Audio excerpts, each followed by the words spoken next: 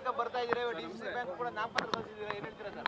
ಖುಷಿ ಆಗುತ್ತೆ. ಇವತ್ತೆಲ್ಲ ಜಿಲ್ಲಾ ಲೀಡ್ರುಗಳು, ನಮ್ಮ ತಂದೆ ನರೇಂದ್ರಣ್ಣ, ಬಾಬಣ್ಣ, ಉದಯಣ್ಣ, ರವಿಯಣ್ಣ, KBC ಚಂದ್ರಣ್ಣ, ಹಾಗೆ ನಮ್ಮ ದರ್ಶನ್ ಪುಟ್ಟಣ್ಣವರು ಎಲ್ಲರ ಸಹಕಾರದಿಂದ ಎಲ್ಲ ಜಿಲ್ಲೆ ಎಲ್ಲ ನಾಯಕರುಗಳು, ನಮ್ಮ ಎಸ್ಪೆಷಲಿ ನಮ್ಮ ನಾಗಮಂಗಲ ತಾಲೂಕಿನ ಪ್ರತಿಯೊಬ್ಬರು ಲೀಡ್ರುಗಳು, ಹಾಗೆ ಎಲ್ಲ ನಮ್ಮ ಸೊಸೈಟಿ ಡೆಲಿಗೇಟ್ಸು, ಹಾಗೆ ಎಲ್ಲ ನಮ್ಮ ಸೊಸೈಟಿ ಡೈರೆಕ್ಟ್ರುಗಳು ಎಲ್ಲರ ಸಪೋರ್ಟಿಂದ ಇದು ನಾವು ಇಲ್ಲಿಗೆ ಬರಬೇಕು ಅನ್ನೋ ಆಲೋಚನೆ ಇರಲಿಲ್ಲ.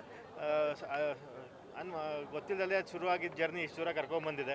ಸೊ ಒಳ್ಳೆ ಕೆಲಸ ಮಾಡಬೇಕು ಅಂತ ಇಚ್ಛೆಯಲ್ಲಿ ಬಂದಿದ್ದೀವಿ. ಹೆಂಗೆ ಕರ್ಕೊಂಡು ಹೋಗುತ್ತೋ ಹಂಗಾಗುತ್ತೆ. ತಳಮಟ್ಟದಿಂದ ಕೂಡ ರಾಜಕೀಯ ಕಲಿತಾ ಇದ್ದೀರಾ, ಅದ್ರ ಬಗ್ಗೆ ಏನು ಹೇಳ್ತೀರಾ ಸರ್? ರಾಜಕೀಯ ಜರ್ನಿ ಬಗ್ಗೆ ಪ್ರತಿದಿನನೂ ಕಲಿಯೋದಿದ್ದೇ ಇರುತ್ತಲ್ವ ಸರ್. ಅದಕ್ಕೆ ಇಲ್ಲಿ ಬಂದಾಗ ಏನಾಗುತ್ತೆ, ಸಾಮಾನ್ಯ ಜನರ ಜೊತೆ ನಮಗೆ ಒಡನಾಟ ಜಾಸ್ತಿ ಇರುತ್ತೆ. ಹಾಗೆ ನಾವು ಜಾಸ್ತಿ ತಿಳ್ಕೊತೀವಿ. ಅವ್ರ ಜೊತೆ ಬೆರಿತಾ ಪ್ರಾಬ್ಲಮ್ಗಳೇನಿದೆ, ನಾವೇನು ಮಾಡ್ಬೋದು, ಅದರಿಂದ ಅವ್ರಿಗೆ ಹೊರಗಡೆ ತರೋಕ್ಕೆ ನಮ್ಮ ಕೈಲಾದ ಅಲ್ಲಿ ಸೇವೆ ಮಾಡೋದಕ್ಕೆ ಇದೊಂದು ಅವಕಾಶ ಅಂದ್ಕೊಂಡಿದ್ದೀವಿ. ಅಷ್ಟು ಮುಂದೆ ಯೋಚನೆ ಮಾಡಿಲ್ಲ ಸರ್. ಇವತ್ತು DCC ಬ್ಯಾಂಕ್ ಅಪ್ಲಿಕೇಶನ್ ಹಾಕಿದ್ದೀನಿ.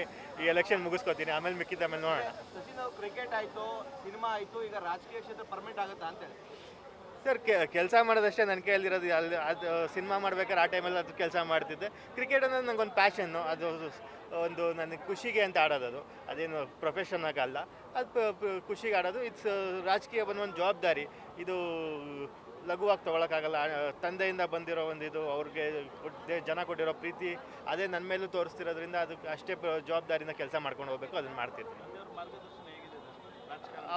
ಅವರು ಯಾವಾಗಲೂ ಹೇಳೋದಷ್ಟೇ, ಜನರಿಗೆ ಒಳ್ಳೇದು ಮಾಡಬೇಕು. ಆ ನಿಟ್ಟಿನಲ್ಲಿ ನಾವೇನೇನು ಎಷ್ಟು ಆ್ಯಕ್ಟಿವ್ ಆಗಿ ಜನರ ಜೊತೆ ಇರ್ತೀವಿ ಅಷ್ಟು ಒಳ್ಳೇದಾಗುತ್ತೆ ಅಂತ ಅವ್ರು ಹೇಳಿದ್ದು ಮಾರ್ಗದರ್ಶನದಲ್ಲಿ ಪ್ರತಿದಿನ ನಡೀತಾ ಇದ್ದೀನಿ. ಯಾವ ಸ್ಥಾನಕ್ಕೆ ಹೋದರೆ ಸಚಿನ್ ಅವರು ಜನರಿಗೆ ಇನ್ನೊಂದಷ್ಟು ಒಳ್ಳೆ ಕೆಲಸಗಳು ಮಾಡ್ಬೋದು? ನಮ್ಗೆ ಸ್ಥಾನಮಾನದಿಂದನೇ ಒಳ್ಳೇದು ಮಾಡಬೇಕು ಅಂತೇನಿಲ್ಲ. ಇವತ್ತು ಏನು ಇಲ್ಲ ಅಂದ್ರೂ ಒಳ್ಳೇದು ಮಾಡ್ಬೋದು. ಯಾಕಂದರೆ ತಂದೆ ಆ ಸ್ಥಾನದಲ್ಲಿದ್ದಾಗ ನಮಗೆ ಆ ಅವಕಾಶ ಇದೆ. ಇವತ್ತು ಆ ಅವಕಾಶನ ಸದುಪಯೋಗ ಪಡ್ಕೊಂಡು ಎಲ್ಲರಿಗೂ ಹೆಲ್ಪ್ ಮಾಡಬೇಕು ಅಂತ ಮಾಡ್ತಾರೆ. ಉತ್ತರಾಧಿಕಾರಿಯಾಗಿ ಮುಂದಿನ ದಿನಗಳಲ್ಲಿ ಕೆಲಸ ಮಾಡ್ತೀರಾ ಸರ್? ಕೆಲಸ ಮಾಡ್ತೀನಿ, ಏನು ಮಿಕ್ಕಿದ್ದು ನನಗೆ ಗೊತ್ತಿಲ್ಲ ಸರ್. Thank you.